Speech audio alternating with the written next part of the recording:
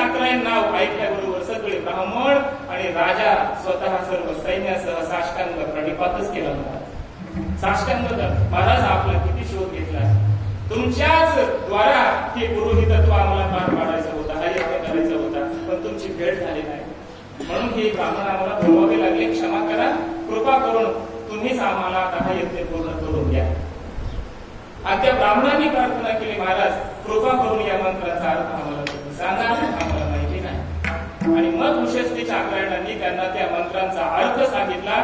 त्या देवतेचं ज्ञान दिलं. ती हिरण्यगर्भ देवता आहे आणि तिचं केलेलं अमुक अमुक असं वर्णन आहे, उपनिषदामध्ये मोठं प्रकरण आहे, त्याचं वर्णन केलं आणि मग पुढचा यज्ञ पार पडला. माझा दृष्टांत संपला. महाराज आपली ही पद्धती आहे, परंपरा आहे, यज्ञ हे कर्म आहे आणि कर्म करत असताना अगोदर तुमच्या मुखातून जी उपासना, जी भक्ती, जे मंत्र उच्चारण होत आहेत त्या मंत्राच्या अर्थाचं ज्ञान जर नसेल तर ते सत्कर्म असूनही, यज्ञ यागादी रूपाने हे सत्कर्म असूनही ते फलाला मात्र प्राप्त करून देऊ शकत नाही. म्हणून धर्मशास्त्राच्या सुरुवातीला असं वर्णन आहे. जैमिनी ऋषींनी धर्मशास्त्र लिहिलंय, लक्षात घ्या.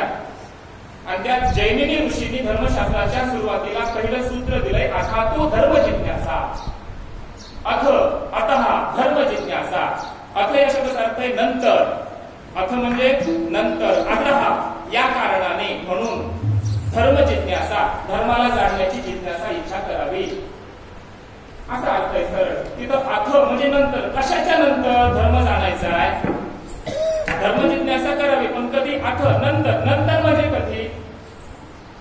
या अथ शब्दाचा अर्थ सांगत असताना जैमिनी ऋषी म्हणतात वेद अध्ययन अनंतरम.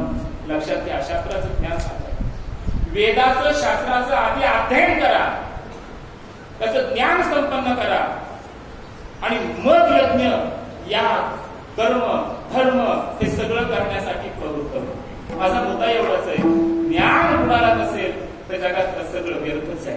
काही करा व्यर्थ आहे. कर्म ज्ञानाशिवाय नाही, भक्ती ज्ञानाशिवाय श्रेष्ठ मानले गेले नाही. योग, याग, जप, तप हे सगळे महाराज ज्ञानाशिवाय व्यर्थ आहे.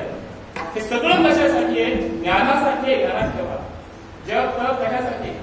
भजिजो, पूजिजो, यजिजो परी प्रवेश एकाद्वारे. एक द्वार म्हणजे ज्ञानाचं आहे. ज्ञान झाल्याशिवाय तुम्ही आत्मा आणि ब्रह्म याच्याशी एक होऊ शकत नाही आणि तोपर्यंत तुम्हाला मोक्ष प्राप्त होत नाही.